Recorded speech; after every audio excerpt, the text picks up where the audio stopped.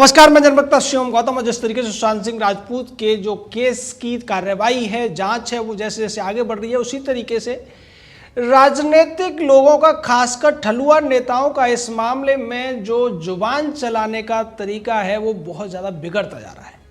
इस कड़ी में संजय राउत ने कल तक धमकी जो दे रहे थे कंगना रनौत को, आज वो हरामखोर कहते हुए नजर आ रहे हैं कंगना रनौत को। और ये उन्होंने एक टीवी चैनल के इंटरव्यू में कहा। जब पत्रकार ने उनसे पूछा कि कंगना को लेकर आप इस तरीके की बातें कर रहे हैं, तो उन्होंने कहा कि आप किसी के वकील बनने की कोशिश मत करो, उसके बाप को यहाँ आना चाहिए। और ये हरामखोर लड़की हमारे बारे में ऐसा क्यों बोल रही है, शिवसेना और मुंबई के बारे में ऐसा क्यों बोल रही है। इस तरीके की बातें करते हुए संजय राउत सामने, और उन्होंने जिस तरीके से पहले भी कहा था कि ये किसी के बाप की मुंबई नहीं है, ये मराठी मानुष के बाप की है। और जब तक मुंबई के दुश्मनों को हम शांत नहीं कर देंगे, खत्म नहीं कर देंगे, हम आराम से नहीं बैठेंगे। इस तरीके की बातें करते हुए संजय राउत नजर आ रहे हैं। इसको लेकर उनका विरोध भी हो रहा है, भारतीय जनता पार्टी की तरफ से भी इस पर बयान दिए जा रहे हैं। और भारतीय जनता पार्टी ने यह भी कहा है कि वो कांग्रेस के पीछे छुपकर भारतीय जनता पार्टी पर निशाना साधने की कोशिश कर रहे हैं। संजय राउत ने यह भी सलाह दी कंगना रनौत को कि वो अपना ट्विटर अकाउंट खुद चलाया करें, वो भारतीय जनता पार्टी के नेताओं से इसको न चलवाएं।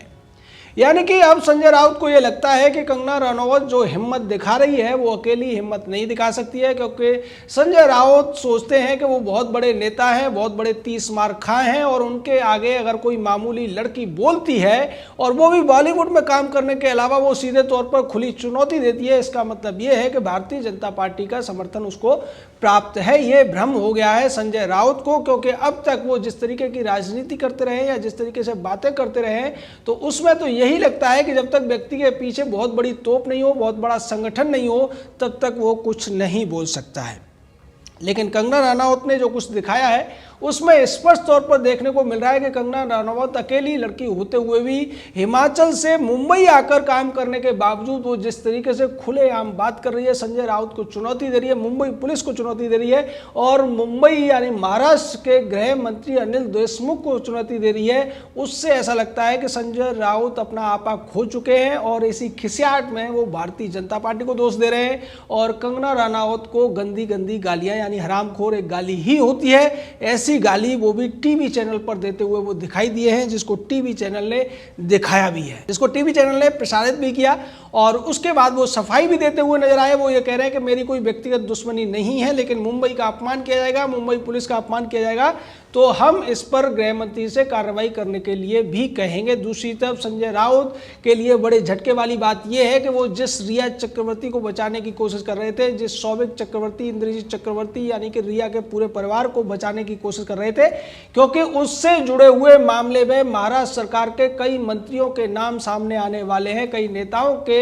चेहरे से नकाब उतरने वाले हैं। अब वो मामला आगे बढ़ गया है। आज रिया चक्रवर्ती के भाई सौविक चक्रवर्ती को एनसीबी ने और उसके साथ साथ सैमुअल मिरांडा को भी गिरफ्तार किया गया है, जो कि मैनेजर रहा है और रिया चक्रवर्ती का खास रहा है। रिया का वो दावा पूरी तरीके से झूठा साबित हो चुका है, जिसमें उसने कहा था कि उसने आज तक कभी ड्रग्स का इस्तेमाल नहीं किया है। लेकिन रिया के घर से जो एक फ़ोन बरामद हुआ था कल की छापेमारी में, उसमें स्पष्ट तौर से ऐसे तमाम सबूत मिले हैं कि रिया चक्रवर्ती न केवल खुद ड्रग्स लेती थी, बल्कि वो सुशांत सिंह राजपूत को ड्रग्स लेने और उसके लिए ड्रग्स खरीदने का काम भी किया करती थी। सौविक चक्रवर्ती के फ़ोन से कम 10 ऐसे राजनीतिक लोगों के नाम भी सामने आए हैं जो इस पूरे के पूरे ड्रग्स के धंधे में शामिल हैं, और वो नाम भी एनसीबी खोलेगी। एनसीबी की तरफ से आज प्रेस कॉन्फ्रेंस की गई, उसमें कहा गया कि इसमें बहुत बड़ी मछलियां भी शामिल हैं, हम उनके नाम भी उजागर करेंगे। अब इस बयान के बाद में मुंबई के जो महाराष्ट्र की राजनीति का जो एक गढ़ माना जाता है, वहां पर खलबली मच गई है, और सभी बॉलीवुड वाले तमाम जो नशेड़ी टाइप के, इसमें कोकीन पीने वाले अभिनेता अभिनेत्रियां हैं या फिर जो नेता हैं जो इस धंधे से लिप्त हैं, उनमें खलबली मच गई है। और उन्हें यह डर सता रहा है कि क्या उनका नाम भी सौविक के उस फोन और सौविक का जो सबूत मिले हैं उसमें सामने आएगा। साथ ही साथ एक और बड़ी खबर आई कि शाम को इसी मामले में दीपेश सावंत, जो कि कर्मचारी रहा है सुशांत सिंह राजपूत का, उसको भी गिरफ्तार कर लिया गया है, क्योंकि सिद्धार्थ पिठानी जो बातें कह रहा था, दीपेश सावंत की बातें उससे मैच नहीं कर रही थी, और दीपेश सावंत का झूठ पकड़ा गया। उसके अलावा सीबीआई ने आज फिर से सुशांत सिंह राजपूत के घर पर जाकर एक नए तरीके से जांच शुरू की और इस बार इसमें देखा गया कि क्या छत की तरफ से भी कोई व्यक्ति सुशांत सिंह राजपूत के कमरे में आ सकता है। और इसको बार बार उन्होंने कई एंगल से देखा, इसकी वीडियो भी बनाई। तो स्पष्ट तौर पर ऐसा लगता है कि अब सीबीआई को यह लग रहा है कि कहीं ना कहीं ऐसा हो सकता है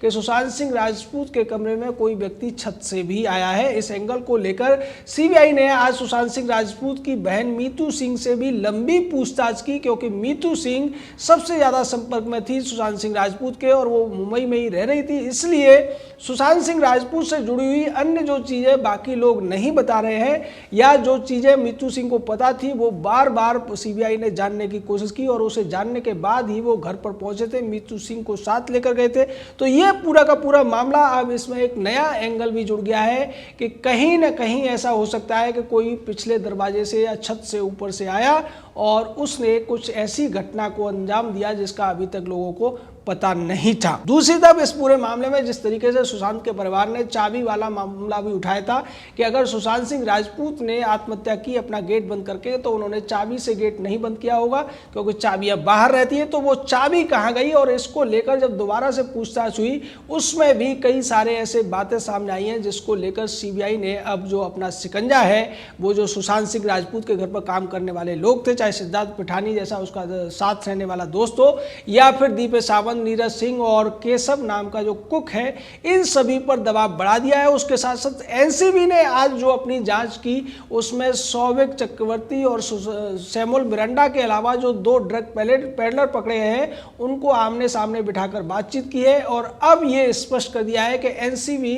कल रिया चक्रवर्ती को जब पूछताछ के लिए बुलाया है, उसे जब पूछताछ करेगी और उसमें अगर कुछ भी ऐसा क्लू मिल जाता है और रिया चक्रवर्ती के बयानों में विरोधाभास नजर आता है तो निश्चित तौर पर रिया चक्रवर्ती को भी उसके भाई सौविक चक्रवर्ती की तरह से गिरफ्तार कर लिया जाएगा। और इसी वजह से महाराष्ट्र की राजनीति में बहुत बड़ा एक डर बैठा हुआ है कि कहीं रिया चक्रवर्ती के जो चैट या दूसरे सबूत देखे जाएंगे या उससे पूछताछ होगी, उसमें अगर वो किसी राजनेता का या बड़े फिल्मी एक्टर या एक्ट्रेस का नाम ले देती है तो निश्चित तौर पर मुंबई की माया नगरी में एक बड़ा भूचाल आने वाला है।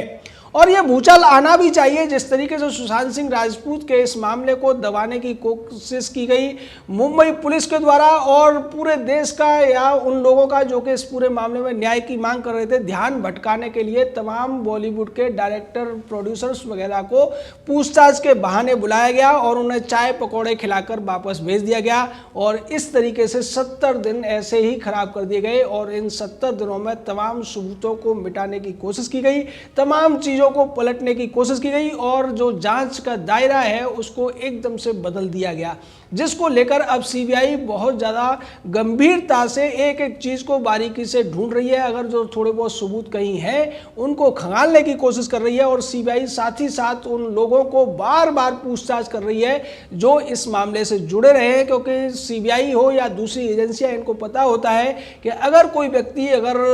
रटा हुआ कोई बयान दे रहा है, अगर उससे बार बार पूछा जाएगा और अलग अलग तरीके से पूछा जाएगा तो हो सकता है कि वो 100 बार में से कम एक बार गलती कर दे। और यही कोशिश सीबीआई की है, वो चाहे सौविक चक्रवर्ती हो या रिया चक्रवर्ती हो, सिद्धार्थ पिठानी हो, नीरज हो, केशव हो या फिर जो दूसरे दीपक सावंत जैसे लोग हैं, इनसे बार बार इसी तरीके से पूछ रही है, एंगल बदल बदल के पूछ रही है, एक दूसरे के सामने बिठाकर पूछ रही है। और अब जैसे कि ड्रग्स वाला जो एंगल इसमें आया है, जिसको कि पूरी तरीके से मुंबई पुलिस ने छुपाने की कोशिश की थी, क्योंकि ड्रग्स की वजह से मुंबई पुलिस की मोटी कमाई होती है मुंबई की माया नगरी से, क्योंकि इस पूरे रैकेट में जिस तरीके से नेताओं से लेकर बॉलीवुड के बड़े बड़े एक्टर्स शामिल हैं और करोड़ों रुपए के नशे का कारोबार मुंबई की माया नगरी में होता है। इसके डिटेल भी अब सौविक और सैमुअल मिरांडा जैसों की जो बातचीत सामने आ रही है उससे पता चल रहा है। सौविक चक्रवर्ती ने यह माना है कि उसने कई बार ड्रग्स खरीदा है, अपने लिए भी खरीदा है और सुशांत सिंह राजपूत के लिए भी खरीदा है। उसने ये भी स्वीकार किया है कि उसकी बहन भी ड्रग्स लेती है। तो जिस तरीके से सतीश मानसिंदे जो कि रिया चक्रवर्ती के लिए वकालत करते हुए, उसके लिए प्रवक्ता के तौर पर काम करते हुए नजर आए थे, और जब सुशांत सिंह राजपूत की बहन मीतू सिंह ने पूछा था कि वो इसकी फीस कहां से दे रही है, वो तो 17,000 की EMI चुकाने पर भी रोना रो रही है, तब इस पर सतीश मानसिंदे ने कहा था कि मेरी फीस 10 साल पहले 10 लाख रुपए थी, अब कितनी है मैं किसी को नहीं बताऊंगा। आप अंदाजा लगा सकते हैं कि जिस वकील की फीस आज से 10 साल पहले 10 लाख रही हो, वो कम से कम एक अपीयरेंस का आज के ज़माने में 50 से 60 लाख रुपए लेता है। जैसा कि कपिल सिब्बल के बारे में है, अभिषेक मनु सिंघवी के बारे में, या तुषार मेहता, या जो दूसरे बड़े हरीश साल्वे जैसे वकील हैं। तो इस तरीके से इतनी महंगी फीस वाला वकील किसी के लिए मुफ्त में काम नहीं करेगा, ये बड़ा सवाल था। और अब उसका